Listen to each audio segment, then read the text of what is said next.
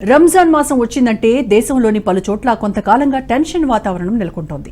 రంజాన్ టైంలో అంతా శాంతియుతంగా ఉంటుందని కొందరు భావిస్తున్నా నిజానికి రంజాన్లోనే మరిన్ని ఎక్కువ అలజడులు చెలరేగుతున్న దృష్టాంతాలు కలవరం కలిగిస్తున్నాయి.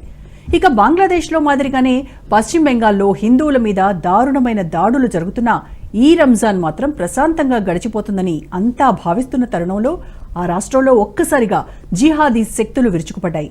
జుమ్మా ప్రార్థనలు ముగియడంతోనే ఉద్రిక్తతలు చెలరేగాయి. హిందువుల షాపులు, నివాస గృహాలే టార్గెట్గా జిహాదీ మూక రెచ్చిపోయింది.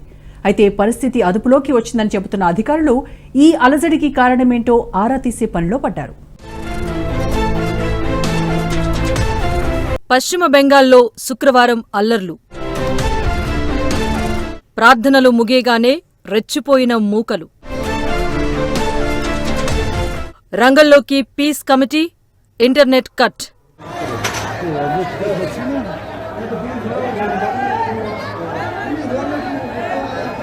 పశ్చిమ బెంగాల్లోని మాల్దా జిల్లాలో హింస చెలరేగింది. పశ్చిమ బెంగాల్లో కనీసం ఈసారైనా రంజాన్ ప్రశాంతంగా ముగుస్తుందన్న ఫీలింగ్ లేకుండా కొన్ని అరాచక శక్తులు, జిహాదీ మూకలు చెలరేగిపోయాయి. శుక్రవారం ప్రార్థనలు ముగిసిన తర్వాత మాల్దా జిల్లాలోని మోతాబారి ప్రాంతంలో రెండు గ్రూపుల మధ్య ఘర్షణలు చెలరేగాయి. అసలు ఈ అల్లర్లకు కారణాలు చాలా సిల్లీ థింగ్సే అని చెబుతున్నారు. ఒక మస్జిద్ సమీపంలో బాణసంచా వాడటంతో వివాదానికి దారితీసిందని ప్రత్యక్ష సాక్షుల ద్వారా బయటకొచ్చిన ప్రాథమిక సమాచారం. దీని ఫలితంగా మోతాబారిలోని హిందువుల ఆస్తులే టార్గెట్ గా విరుచుకుపడ్డారు జిహాదీ మూకలు.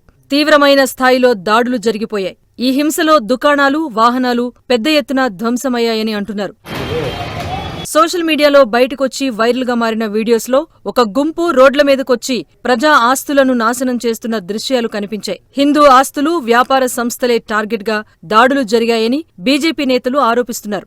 ఇది పక్కాగా ప్రీ ప్లాన్డ్ దాడిగానే భావించాలని, ఒక చిన్న ఘటనకు ఇంత పెద్ద ఎత్తున మూకలు రోడ్డు మీదకొచ్చి హిందూ ఆస్తులను టార్గెట్ చేయటమనే దానికి ఘటనతో సంబంధం లేదని, ఏదో ఒక అంశాన్ని సాకుగా చూపి పశ్చిమ బెంగాల్లో టీఎంసీ మద్దతిస్తున్న ఇస్లామిక్ మూకలు ఇలా దారుణాలకు పాల్పడుతున్నాయని బీజేపీ నేతలంటున్నారు. రాజకీయ కోణాల్లో లబ్ధి పొందేలా వ్యాఖ్యలు చేయటం, నెట్లో తప్పుడు సమాచారం వ్యాప్తి చేసేలా రెచ్చగొట్టడం, ఉద్రిక్తతలు పెంచటం వల్లే ఇలాంటివి జరుగుతున్నాయంటున్నారు. అయితే దీనిపై కేంద్ర మంత్రి అమిత్ షాకు ఫోన్ చేసి ఇక్కడి సిచ్యువేషన్ గురించి వివరించారని, కాస్త ఆలస్యంగా అయినా కంట్రోల్లోకొచ్చిందని BJP state president Sukanta Majumdar చెప్పారు. అయితే ఇలాంటివి పశ్చిమ బెంగాల్లో ఎందుకు జరుగుతున్నాయో నిశితంగా గమనించాల్సిన అవసరం ఉందంటున్నారు పలువురు బీజేపీ నాయకులు.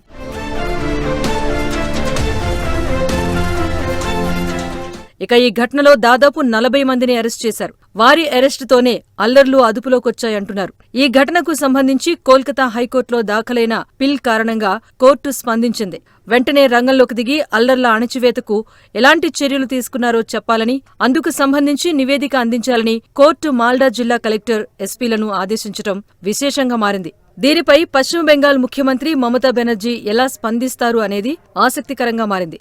మరోవైపు ముందుచూపుగా అల్లర్లు ఇతర ప్రాంతాలకు పాకకుండా ఉండేందుకు అక్కడ ఇంటర్నెట్ సేవలను సస్పెండ్ చేశారు పౌరులు. పెద్ద సంఖ్యలో బయట తిరగకుండా నిషేధాజ్ఞలు జారీ చేశారు.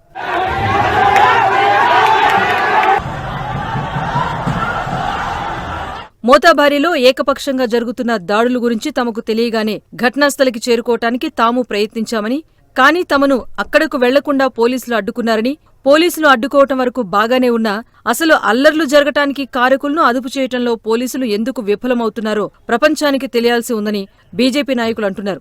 మోతాబారిలో శుక్రవారం ఉదయం నుంచే ఓ టెన్షన్ వాతావరణం ఉందని, అందువల్లే ఓ కారణాన్ని వెతుక్కుని ప్రీ ప్లాన్డ్ గా హిందూ టెంపుల్స్ మీద, హిందువుల నివాస గృహాల మీద దాడులు చేశారని, టెంపుల్స్ ను కూల్చివేయటం కూడా జరిగిందని బీజేపీ నాయకులు ఆరోపిస్తున్నారు. మరోవైపు బీజేపీ నాయకుడు సువేందు అధికారి పశ్చిమ బెంగాల్లో ఇంత తీవ్రస్థాయిలో ఘటనలు జరుగుతున్నా ప్రతిసారి హిందువులే టార్గెట్ అవుతున్నా సీఎం మమతా బెనర్జీ నిమ్మకు నీరెత్తినట్టు వ్యవహరిస్తున్నారని సోషల్ మీడియాలో పోస్ట్ చేశారు.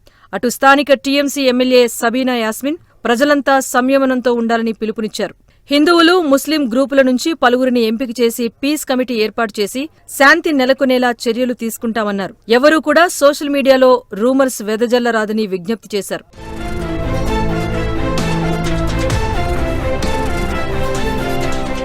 చాలా కాలంగా పశ్చిమ బెంగాల్లో హిందువులే బలిపశువులుగా మారుతున్నా ఏనాడూ పట్టించుకోని మమతా బెనర్జీని ఆమె లండన్ పర్యటనలో పలువురు ఎన్ఆర్ఐలు ప్రశ్నించటం ఆసక్తి రేపుతోంది. మరి ప్రపంచం బయట కూడా తనను సామాన్యులు ప్రశ్నిస్తున్న తరుణంలో మమతా బెనర్జీ ఇకనైనా భూమి మీదకు దిగొచ్చి నిష్పక్షపాతంగా వ్యవహరించి ఆటంకవాదులకు అడ్డుకట్ట వేస్తారో లేదో వేచి చూడాల్సిందే.